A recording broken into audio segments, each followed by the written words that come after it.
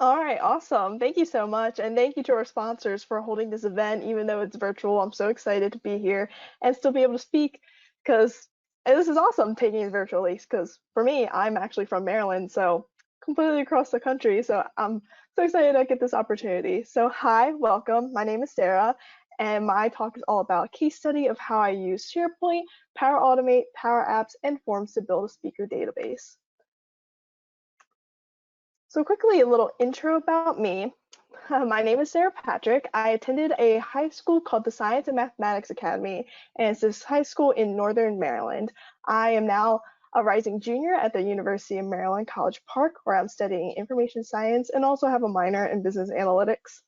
A couple of my experience that I have now gained over the years is I was an intern for the Northeastern Maryland Technical Council. I was also a SharePoint intern for Smithsonian's Office of the CIO, and currently I am part of the Junior Fellows program at the Library of Congress. So really exciting stuff, and I love talking about my experiences.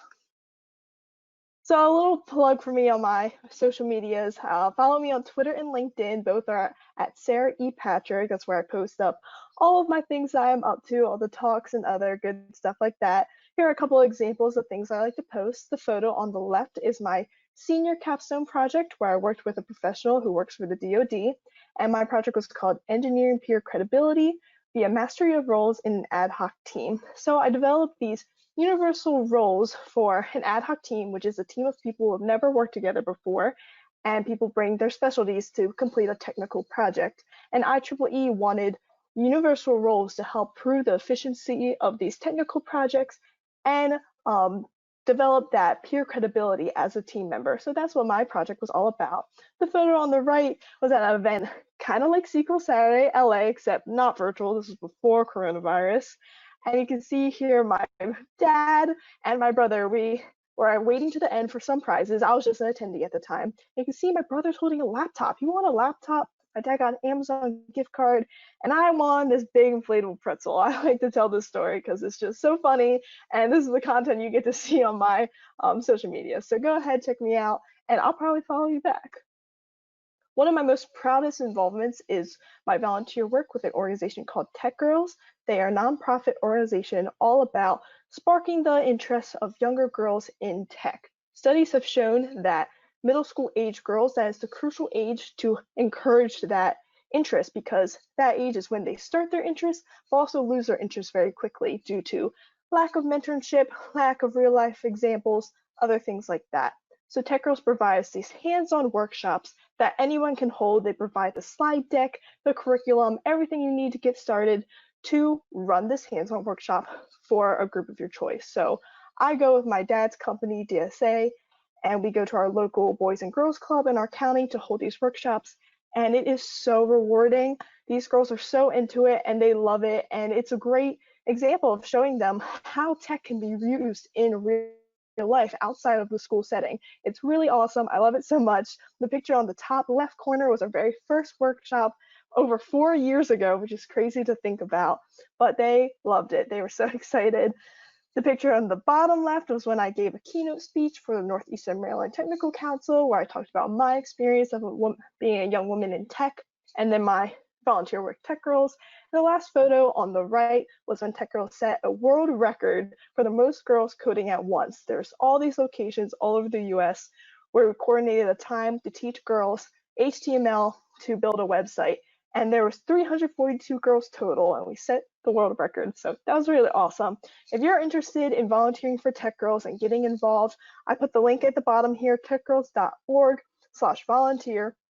Super rewarding. If you have any questions, please reach out to me. I'd love to talk to you about it. It's really awesome. So now let's get into the actual talk. Today I'll be talking about my internship with the Project Management Institute, which I did two summers ago, which is crazy to think about. In case you're unfamiliar with who they are, they're the world's largest leading non-for-profit professional membership association, all about project management. Makes sense. So my project was, I was approached being like, hey, so PMI holds events similar to SQL Saturday LA, but we don't really have a way of storing the information for the speakers. We have a way to get their information if they're interested in getting started, but not much else to it. Can you help us? And I was like, sure, let's see what we can do. So we're going to be looking at two main issues with their old version. That one, speakers had to resubmit their information for every event, and that they weren't getting proper updates on the events. So let's take a look at their original version. We're going to see here, we pulled up here already. We see call for speakers, information of where the event is being held. And these are for interested speakers. We have all their basic information, first name, last name, email, PMI member ID.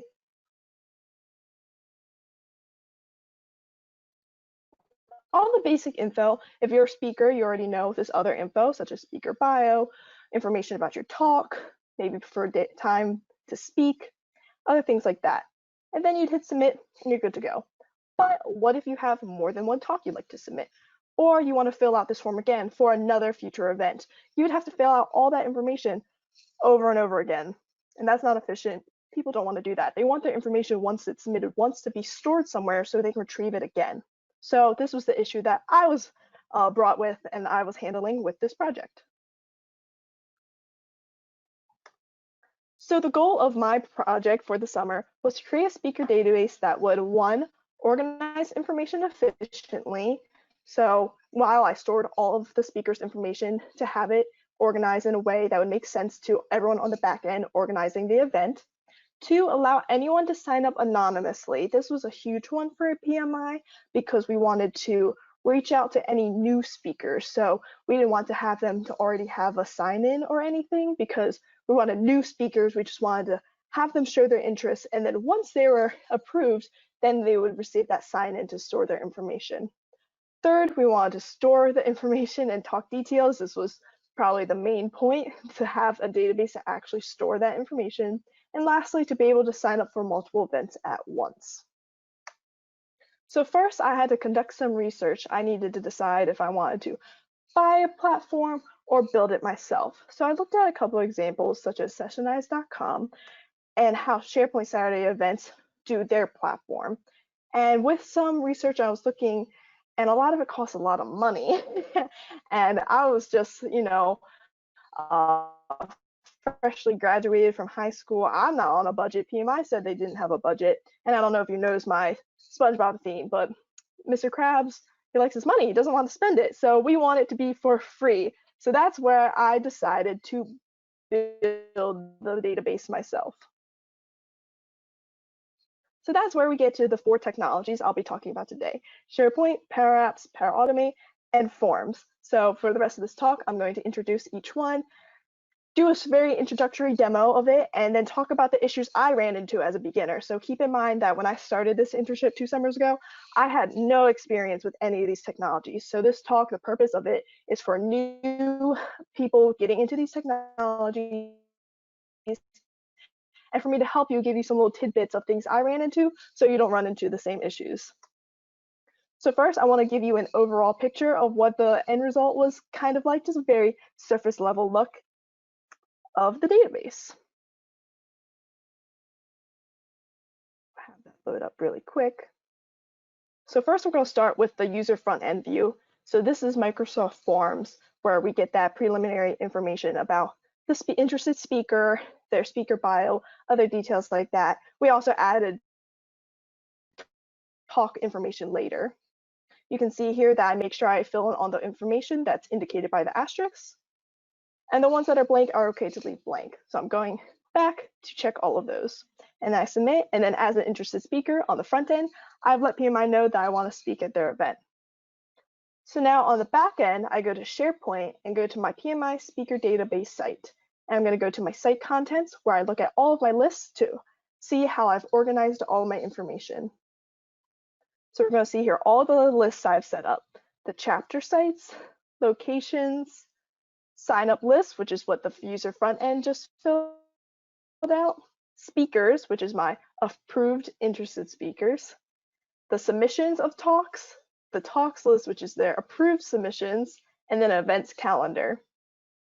So here I'm looking at the sign up list. Another big part of my talk was the putting in current speakers information. So that's why I have currently blocked here for privacy reasons. But as you're going to see, that one interested speaker that had just filled out the form is already in my SharePoint site. So it's really great that's already in there for me, and I don't have to worry about moving it into SharePoint myself. So now I have it in SharePoint. What do I want to do with it to make it further organized, things like that? That's where I'm going to go to my speakers list to look at my sign up list so I can approve that interested speaker. Kind of like a great way to filter the information in a new list. So as you see here, I can just do a drop down, which uses the lookup function, which I'll talk about later. And I can find that new interested speaker, which happens to be me, and just click on that. And once I hit enter, it fills in all the corresponding information, which is really great. Again, I didn't have to copy and paste it into the new list myself. SharePoint does it all for me. So now I am a new, interested, and approved speaker for the PMI event. So great, now that you have a very surface level idea of what I worked on over the summer, let's get into each technology. So first we have SharePoint. In case you're unfamiliar, SharePoint is a browser-based collaboration and document management platform from Microsoft. So many companies like to use SharePoint to put all their documents in there, and everyone can access it and edits, make changes, all that good stuff, and also design their own intranet for their company.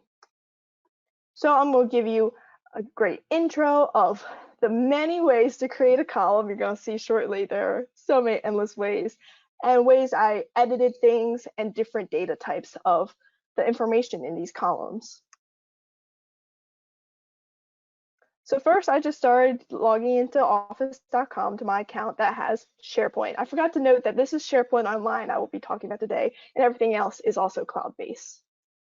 So I'll be creating a site here, and we have a team site or the communication site. I found that communication site is great for announcements and things like that, but I wanted to create a team site in this case for more. I'll be able to collaborate and make changes and things because I want speakers to be able to make changes to their talks and other information as needed. These next steps here are very straightforward, giving the site a name, group email address, a description.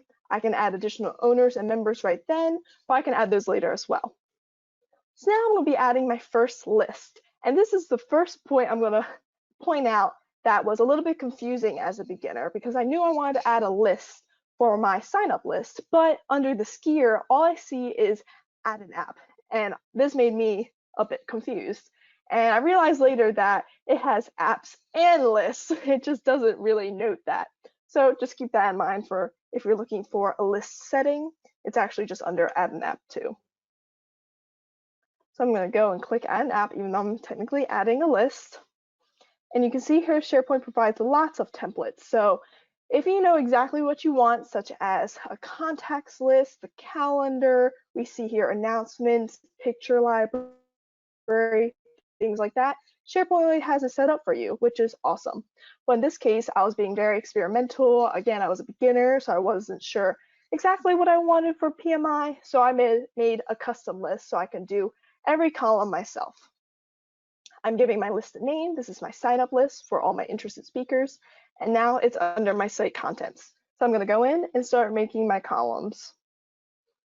First way you can make a column is very straightforward. You have add column, and SharePoint even prompts it for me. Super easy. As you can see, when I click on it, it drops down many different data types of information it can hold in that column. In this case, I'm going to be doing single line of text. And now this bar on the side here shows up to fill in the corresponding information, name, description, make sure you know what type it is in case you want to change it last second, default, item, and save. A different data type, or I want to look at the more advanced settings. So when I hit the drop down and clicked more, I can see more data types now. And I won't be going over all of them today, but I'll be pointing out two that I really like specifically. So now I'm going to set up name because I put first name. That makes sense. Under these advanced settings, you can see that I've now made this column required information. So when my speaker fills it out, it has to have last name in there because that's important. And you'll see later that I'm going to change first name to be required as well. Another way to add a column is to drop down on an existing column and then do add column there. I found this helpful if you wanted to rearrange your columns as you were making them. So maybe you just forgot one as you're creating them along and you wanted it to be in between two. But in this case, email doesn't really make sense between first name and last name. So how am I going to rearrange that now? Luckily, I can just drop down on it again and do move left or right. Easy ways to rearrange your view. I found that when you create a custom column, it has this title column as a default. So I personally don't really use this column, so I tend to hide it so I don't have to worry about it. So you can see here I'm editing the view to hide that title column, and I can also rearrange the columns here as well with those up and down arrows.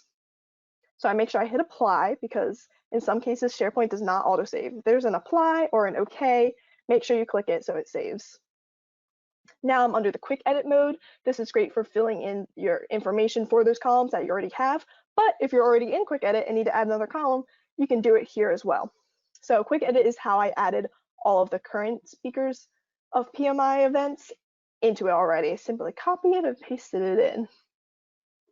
As you can see, these settings all look the same. So I'll be adding a new column here.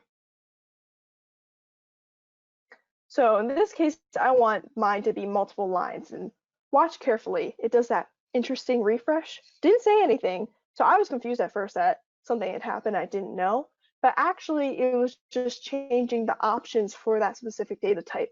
As you can see, as I scroll down here, now I can change the number of lines I'm editing, which is only an option for multiple lines of text. Makes sense. So that's what that weird refresh is doing. Make sure I hit OK so the column saves. I'm going to exit quick edit as well. So this is currently modern SharePoint. It still keeps classic SharePoint as well for some more advanced settings that I personally liked. So I'm going under classic SharePoint to the list settings to fix up some more things I wanted to change.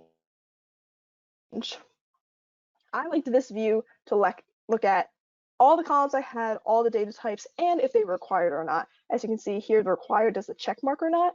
So I'm going to go here and change those how I wanted to. So again, that title column that I had hidden before, it was actually required as well. That's its default. So I want to go in and say no. So now I really don't have to worry about that title column. On the flip side, first name, I want that to be required. So I'm going in to edit it and make that required as well. So now first and last name are required by the interested PMI speaker. I can also create new views in SharePoint. Oh, I'm getting ahead of myself. I'm going to create a column here first. Remember how I said there's so many ways to make a column? I can do it in classic SharePoint as well. This is the same way as every other kind. I found this helpful if you're already in classic SharePoint and you want to make a column there. You saw that weird refresh again? It's doing it because I did multiple lines of text again. Make sure I hit OK, and now that column is added. Now I'll be creating a new view. This is a way to quickly rearrange your columns in a way for a specific time. So in this example, I'm doing an email view. So maybe this is your email list of when you're sending information to all of your speakers. So I want email to be listed first, but not all the time. I just want a specific view for that. So in this case, I'm going to be checking and unchecking the items that I want. And I'm going to rearrange them here by the numbers. So I'm putting email first because again, this is my email list. SharePoint also provides all these other types that I can add as columns. I personally really like the created column because that tells you the date and time that the row, the whole item of data was inputted. So there's a bunch of other options you can change here, but I scroll down to the bottom to make sure I hit OK and that it is all saved. I'm going to go back to my modern experience to test out my views. So you can see here now I have my email view where that is first. I'm going to do this drop down on the right here. I can see all items, which is all the columns that I have had selected, so even that title column, or go back to my email list, which just has email first. So now how do we fill in some information? As you saw, if I hit new item here, that pesky title column is still there, but that's just a spoiler before we get to Power Apps, because that's where we're going to fix that. But in the meantime, this is one way to fill in some information, this form on the side that's actually Power Apps. So we'll edit that later. But as you can see, for the speaker bio, it even opens up a new window for some extra editing for the formatting of the text.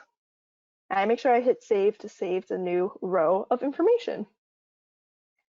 Like I mentioned before, inputting pre-existing information is great for a quick edit, so I can go in and just quickly put in that information.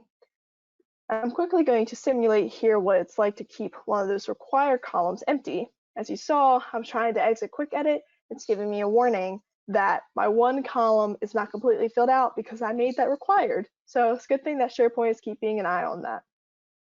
I filled it out and I saved it, and it's good to go. So what makes SharePoint really great? It looks like I just filled in information in one list so far. But now we're going to get into some list interaction, which is what I found really cool. So first, we're going to be interacting within a list and looking at columns already in the list. I'll be using the calculated function. So this is really great because I'm creating a column for full name, but I already asked for first name and last name from my interested speaker. I don't want to ask them first name, last name, and then full name. That's too redundant. So luckily with this calculated function, I'm creating formula here to append the columns already in that list. So I'm looking at first name and last name, putting those together. And then I hit OK. And then when we go back to our list, we can see that those are already filled out. So instead of having to ask our speaker all those different questions, SharePoint takes care of some of that for us. So that's within a list interaction. Now we're going to look within the site, two lists talking to each other. And that's where I create a new list of speakers. So again, this is our approved speakers. So we want to look into our sign up lists because they have to have signed up to be interested to be approved, right? So here I'm doing name of the approved speaker. And when I do lookup, information already on the site, not just in that one list, it's going to look at other lists from that site. So you can see here, I select my sign up list, and I can also select other columns now that I want to add in this list as well from that other list. So you can see here I'm adding full name, first name, last name, and email. So I'm going to hit OK. So instead of me having to go into my sign up list, copy and paste the information of who I've approved, I can simply do it like this. Under quick edit, I do the drop down where it looks at all of the sign up interested speakers. Once I hit enter, all of the corresponding information fills in. Super easy and really helpful to organize the information as a back end for setting up these events. So the pros of SharePoint, it has a rich set of features. You saw all the different data types, and I did a very skim surface level of SharePoint. There's so much more to it that's really great. You can create your own unique SharePoint intranet. Like I said in the beginning, I could have bought a platform and it would have been set up for me. But in this case, I get to set it up exactly how I wanted to, make it unique and cater it to what PMI wanted. It enables cross-department collaboration, like I said in the beginning, really great to upload documents and other important files on SharePoint for everyone in the company to be able to access to easily. And lastly, users get to decide on the best pricing model, which for me was free. We always love free, don't we? Next we have for cons. A multitude of features can be a mess. For me personally, as a beginner at the time, we saw all those different ways to make a column, and I was confused at first. I wasn't sure if one way was better than another, or if they were making a difference. And I found out, no, not really. For me, it just depended if you're already in Classic SharePoint, sure, make a column there. Or if you're already in Quick Edit, sure, make a column there. But it all does the same thing. It's nice that SharePoint gives you all those options, but it might confuse someone like a beginner because when you're a beginner, you want to learn it one way, not 10 ways. So that might be confusing, might cause a mess.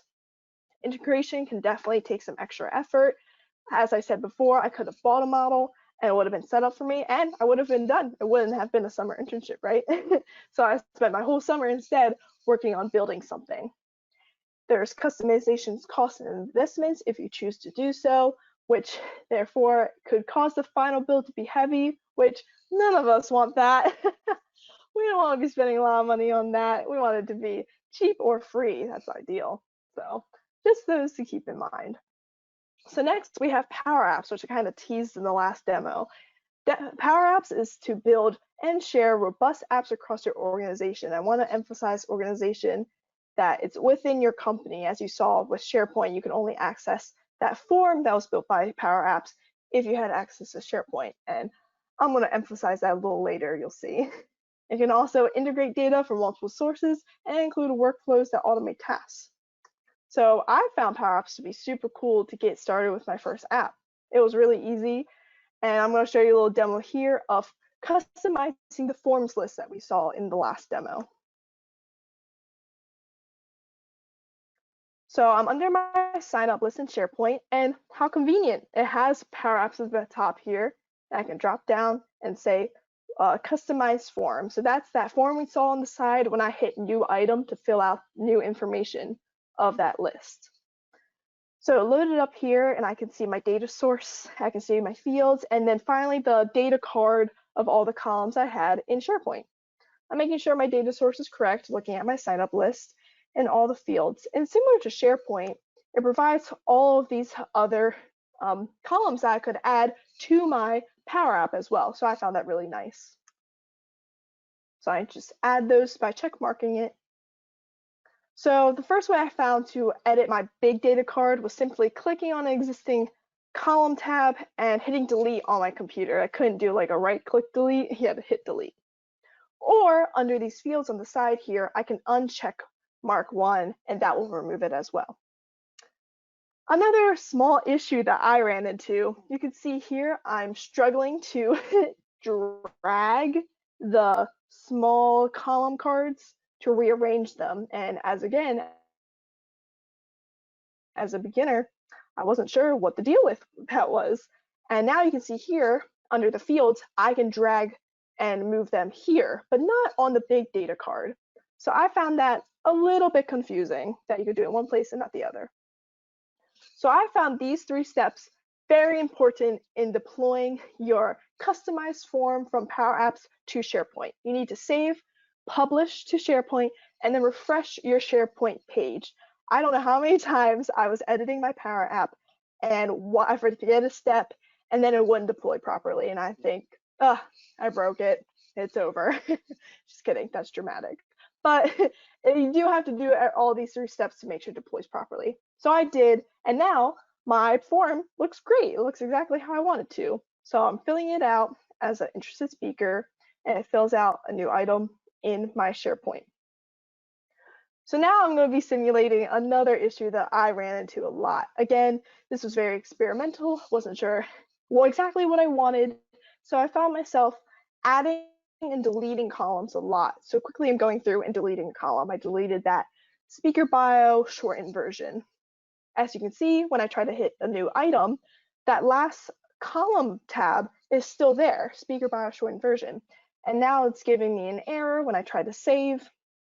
I even tried to save it one more time when I was testing this out. It gives me an absurd error. Like, Sarah, what? Yeah. this is Elena. I'm sorry to interrupt. We do have a question. Yeah. It says, can you do lookup of SP list from a different site? Yes, I believe so. Okay, great. Thank you.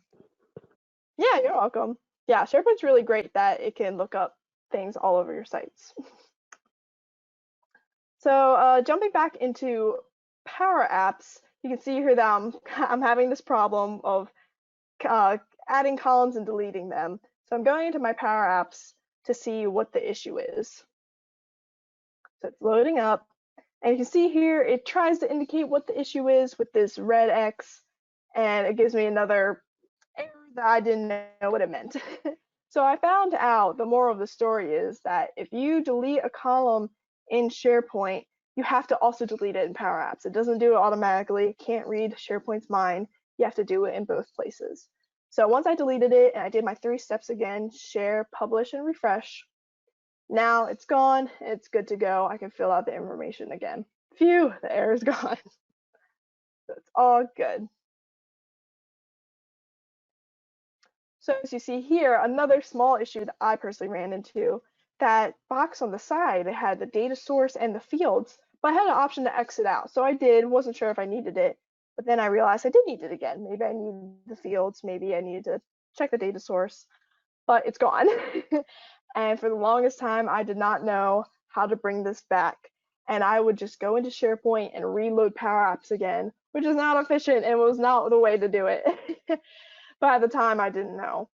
So as you can see, I'm loading it up again to bring it back, but I figured it out now. You actually have to go to the tabs in the top left corner. For the data sources, you have to hit View and then Data Sources. So you can't bring them up together. That's another thing. And then for the fields, you have to click on a data card that's existing and hit Edit Field, and that'll bring up the rest of the data cards.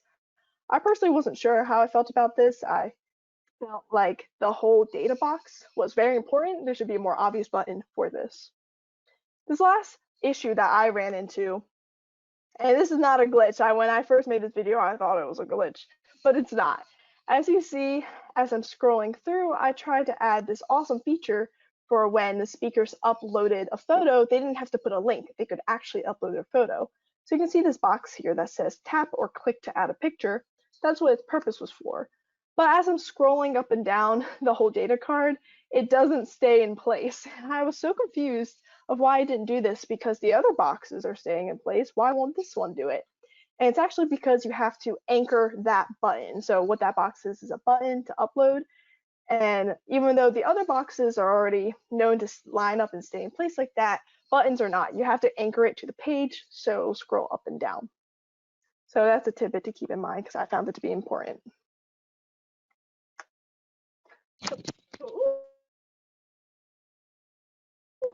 Sorry about that.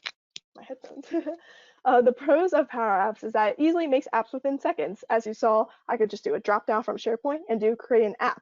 Or in this case, I did customize the forms, but either way, it was super easy, and it just simply took what I already had in my SharePoint list and made it into an app or the forms. The pages and screens for navigation are easily modified through the deleting and adding in once I figured it out. And then apps can easily be shared along your domain or unshared at any time. So out to your company for everyone to use, it can be shared very easily. Or if you need to make some changes, just simply unshare really quickly and make those changes. A few cons is that the apps might not be as fast as one is typically used to, maybe on their smartphone. Like I personally have an Apple product, so the Apple App Store, or your Android. I'm not sure what those other app stores are called, sorry. It can't be published to those app stores that you're used to, because again, this app is just for your company. They tend to depend greatly on internet connection, so just make sure you have a good internet source. Anchoring buttons, I already mentioned that issue, that I thought that was intuitive to keep it in place, lined up with what I assigned it to, which was upload your photo here, but it's not. So make sure you anchor your buttons.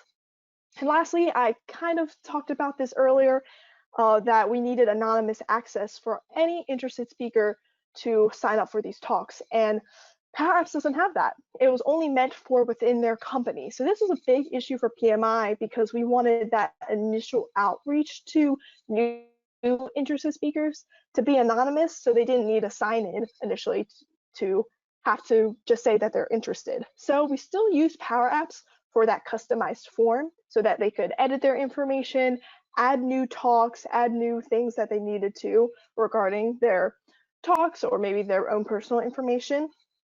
But we still needed something for that outreach for new ones. So I had to get thinking about something new, and that's how we get to Microsoft Forms. And so if you don't know what that is, it's an online survey creator by Office 365. It allows educators to make surveys and quizzes, and you can put the data to Excel. But in this case, I'm going to be doing it to SharePoint. So I'll do a quick demo of how to make your first Microsoft Forms.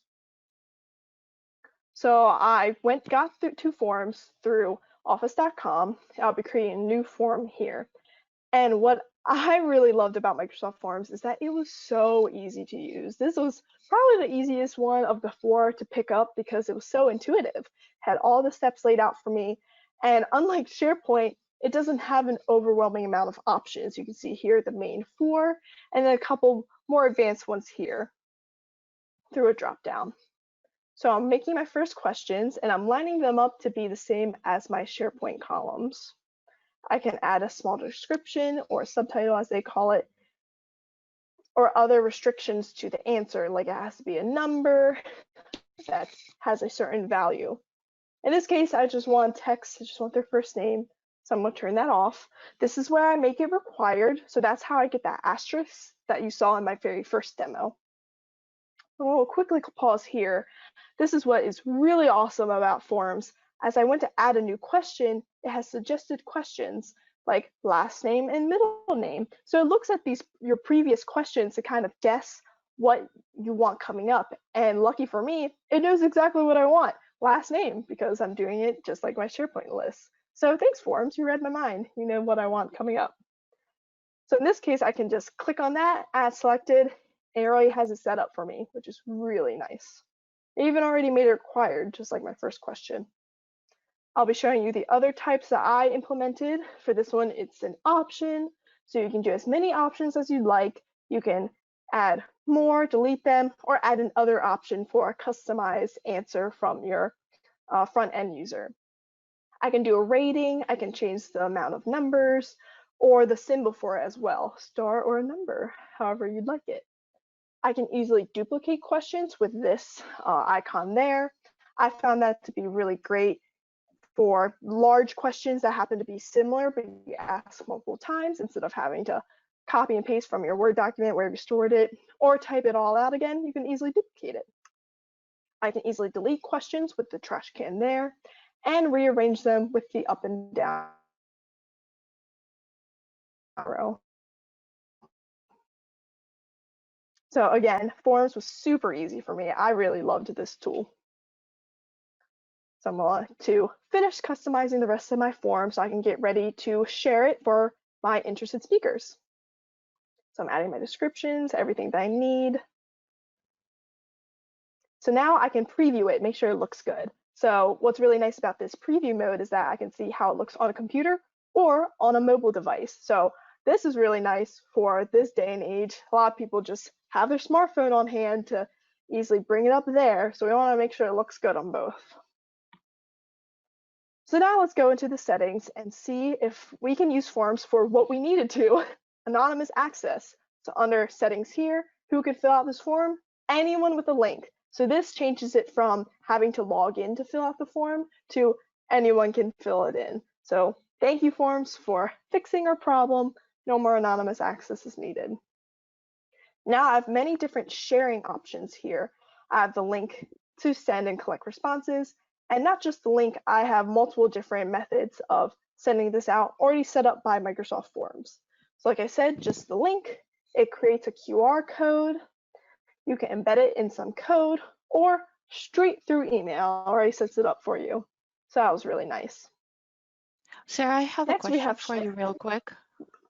Yes. Are we able to take a question right now? Yeah. So quick question, in terms of sharing, so is this something that you can only share within your organization or can you share it to anyone? So How do you we can manage share. access? So I'll back up on my demo here. Probably went by very quickly. So you can do either one. So as you can see here, it's covered right now. The one that's currently selected says only people in my organization. So this, if you have this option selected, you have to log in with your email, so you'll be in the organization. But in this case, I change it to anyone with the link can fill it out. So all you need is to get the link and you don't need to log in or anything, and anyone can fill it out. So both. Great, thank you very much. Yeah, you're welcome. So yeah, that's what's really nice about Forms and why we chose to use Forms in that way instead of Power Apps, so we could get that anonymous access for in this case.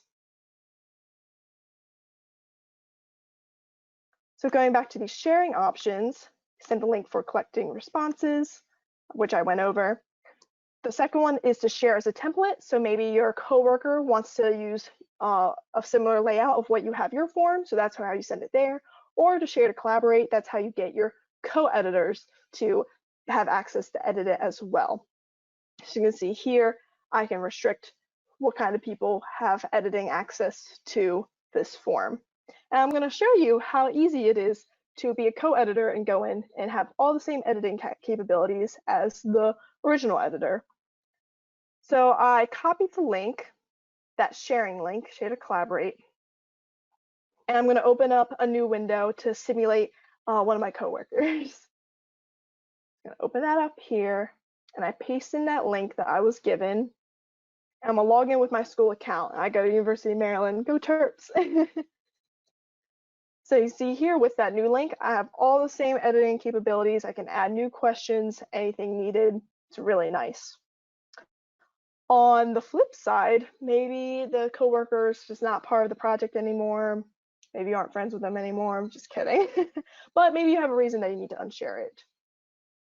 Oh, quickly, I forgot that I put that in there.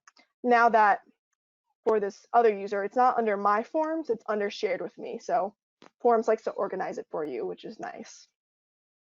Going back to having to unshare, it's really easy to unshare, just like Power Apps, that if I go to the link, I just have to hit the trash can. So I'm going to go back here to sharing options. And unsharing the form is just that trash can. So this is nice that it just removes that specific link that you shared out. So it doesn't mean you can't share it with anyone anymore. It just makes a new link that you have to share with someone, and that link that you sent previously is now no good. So I'm back at my co-editor's account, and under the share with me, it's all gone. So really easy to share and unshare the form. So I want you to try out filling a form.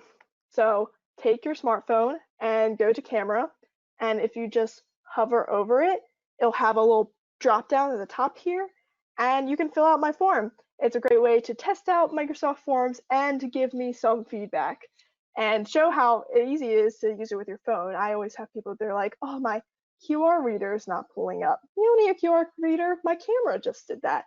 So you should be able to see my form, scroll down, and fill it out.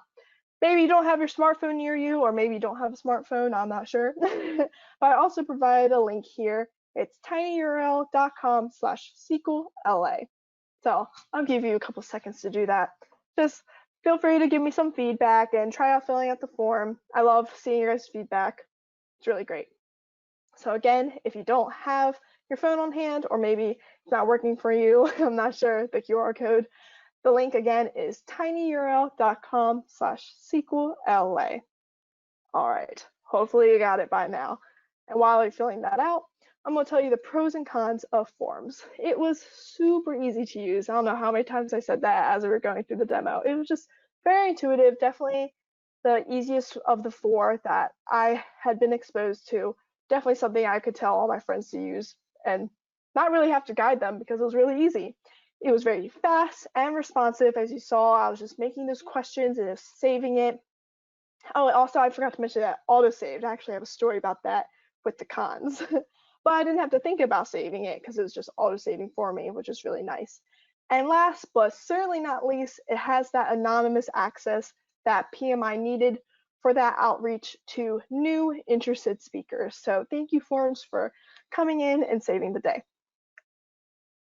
Couple cons is that because it is so simple, you're limited by the features. So it's only questionnaires or quizzes.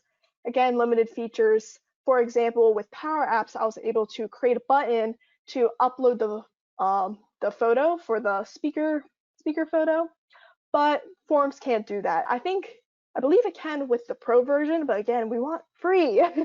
So what I showed you was the most basic version, which it doesn't have that. And lastly, that editing with autosave. So I was mentioning how it's nice that I don't have to think about it the first time, but I have a quick story. So going back to those sharing capabilities, I should make this another con. You need to make sure you're sharing the correct link. I made the mistake when I was first playing with these forms with my dad. I have to throw him under the bus. I do this every time. And I wanted him just to fill out my form. I wanted him to test it out, make sure it worked great. But I accidentally shared him the Share to Collaborate link instead of the send for responses. And he just went in there and clicked and deleted all my stuff because he was trying to fill it out. He didn't know what he was doing. And I was like, man, you deleted all my things. And luckily it wasn't that much. It was just like first name, last name. But can you imagine if it was like a nice lengthy question? He just deleted it, and because it has auto-saved, it saved it and it was gone. So just be careful of which one you're sending out. And because it's auto-saved, it saved it right away. It's not like I go back and undo it because it's saved. So just be careful with that. That was, I guess, mostly user error because I sent the wrong link, but I blamed him. So lastly, we have Power Automate. And this title I've crossed out Flow because that was its old name. Now it's Power Automate. So if I accidentally say Flow, please excuse me. It's Power Automate now, but it still has flows in that platform. So Power Automate is a cloud-based software tool that allows users to create and automate workflows.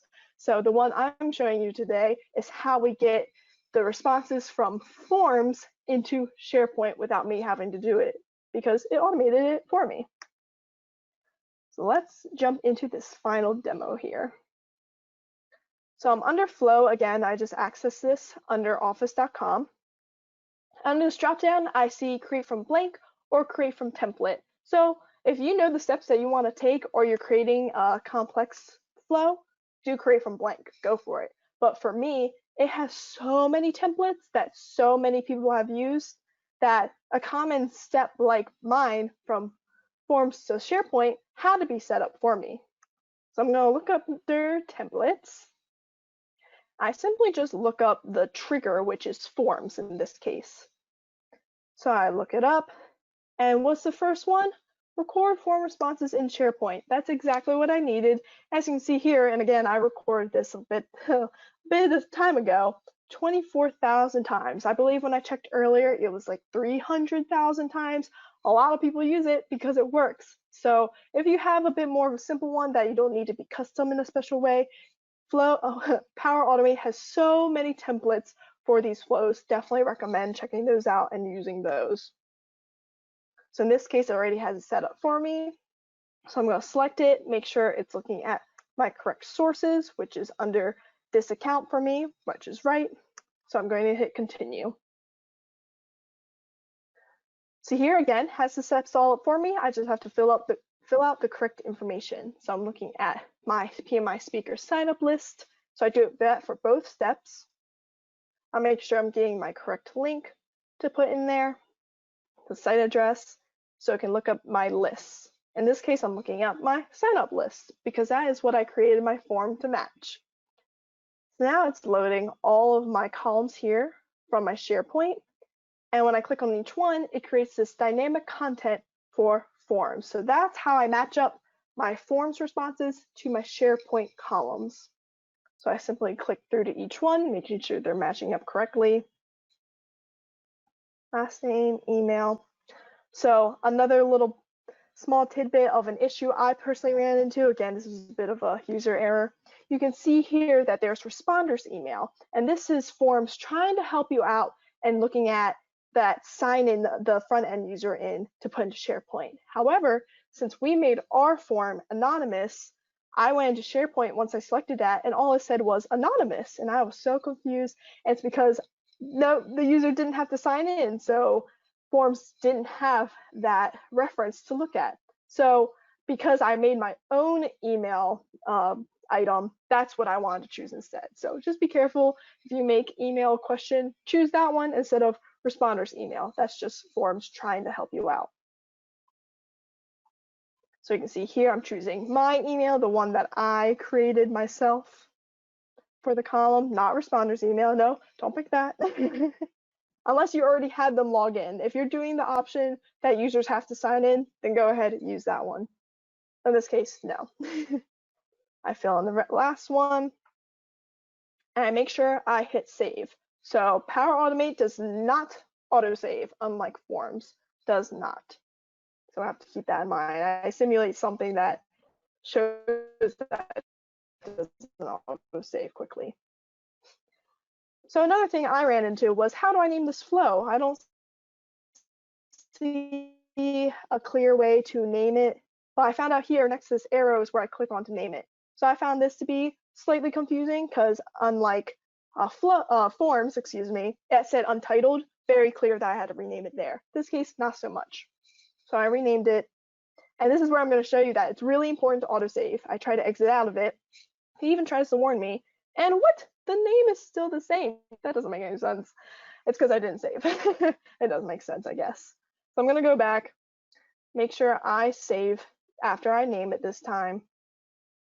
Click that save, no autosave in this one. And now when I go out, I don't have a warning this time. Now it's named properly. You can see here, similar to forms, it'll rearrange it for you. There's my flows, team flows, and then business process flows. This is where I can add more co-owners to it to edit it. In this case, Power Automate is a little bit more strict. It wants only people in my organization. So in this case, I have to add my dad. Hopefully he doesn't mess it up like he did with forms. So I hit OK. So now he's a co-owner. And those little tabs I mentioned before, it was originally under my flows, but now that I shared it with someone, it's under team flows because now it's a team flow. Multiple people are working on it. Just keep that in mind that it tries to format it for you. Not format, organize it. So let's make sure that it all works. I'm quickly pretending to be multiple front-end users filling out my form. And I go under the flow to look at them. So you can see it has the run history of how many times it's been filled out, how long it took, and if it succeeded or not. Luckily, all of these succeeded, but I'm going to look in, see all the information anyway. In case it failed, this is a great way to go in and pinpoint where the problem was and how to fix it. We can see all the JSON in here, so this is great for all you nitty-gritty backend users.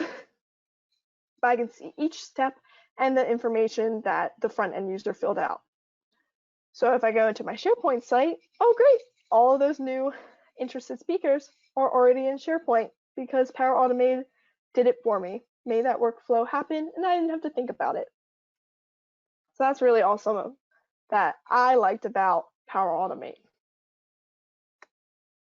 So lastly, we have pros and cons for this last technology. First, it has cross-site workflows. So it can be within SharePoint, you have steps done, or within forms, things like that. In my case, I did cross-application from forms to SharePoint. The reoccurrence was really nice. Every time the form was filled out, it filled out in SharePoint, didn't have to think about it. Lastly, those templates, super helpful, especially if you're just getting started and you don't know how to make the steps yourself. There are so many templates. So, just a few cons. I was reading up about this, about having a flow be a trigger for another flow. And I saw that it was possible, but it wasn't very intuitive. So that's why I put a question mark, because you can do it. It just wasn't super easy for me personally to figure out. And lastly, there's predetermined fields. That's what I was talking about with those responders email versus email. And then additionally, one other quick story I want to share is that the data type of in SharePoint actually matters for that predetermined field to be there. So my example is that if you filled out my form that I showed up earlier, you can see I had a rating at the end. So I was trying to pick this out in Flow, in Power Automate, excuse me. And in SharePoint, I made it a number because I thought it was a rating, like 1 to 5.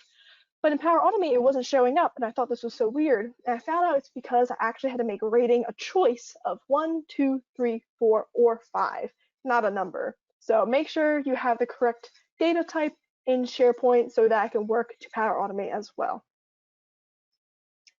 To wrap up the project for this PMI internship and changes for the use now, speakers can now sign in and see all their information. So all my hard work paid off from 2 summers ago. Once they are interested speaker and approved, they receive a sign-in so that they can see all their stored information from the beginning and then make changes from there. And also, Power Automate has those automated emails sent out to the speakers about the event. So that solves our 2 main issues from the beginning. So that's all I have for you guys. I know we're just about finished on time, but if you have any more questions, let me know. And before we really end, if you filled out my form, I had a fun little riddle on there. Why can't cats work on the computer? It's because they're too distracted by the mouse. I know I can't hear you guys, but I can hear the laughter from here. I can hear it from across the country. Thank you so much for coming to my talk, and let me know if you have any other questions. There's a question here. So it says, please share some resources which helped you learn and develop with these tools. Okay, sure. Yeah, I have to find where I have them, but yeah, you can definitely reach out to me on Twitter or LinkedIn, and I can see if I can put something with these slides if they're released too. If you can post something to the SQL Saturday website, there's a place where you can upload materials. If you can post something in there, that'd be really great. And I think that way people can Yeah, get access to it. This is a really great presentation. I actually developed all of our stuff in Google Forms, and I'm looking at this and going, you know what? I've had issues with Google Forms. I'm going to give this a try. So thank you so much. This has been really great. you're welcome. I'm glad you learned something. Yes, this was excellent. So thank you, and I think that is all the questions we had. It was a wonderful presentation, and thank you Awesome. for Thank you being so a part much. of SQL Saturday. Thank you.